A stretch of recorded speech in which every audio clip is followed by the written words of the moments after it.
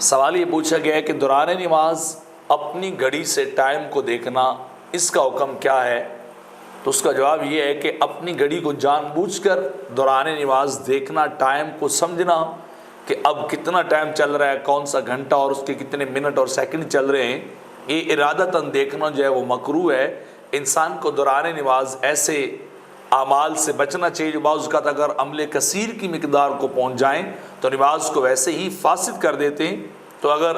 ارادتاً دیکھیں تو نماز جو ہے وہ مکروہ ہو جاتی ہے، لیکن اس سے نماز انسان کی ٹوٹتی نہیں، نماز پھر بھی جاری رہتی ہے اور پوری ہو جاتی ہے۔ لیکن اگر غیر ارادی طور پر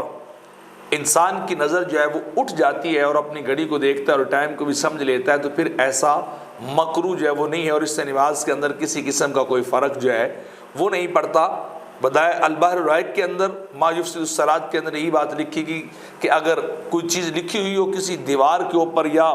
جس چیز کے اوپر وہ نماز پڑھ رہا ہے وہاں اگر کوئی چیز لکھی ہے یا کوئی پڑھی ہے چیز، اس کے اوپر کوئی تحریر ہے،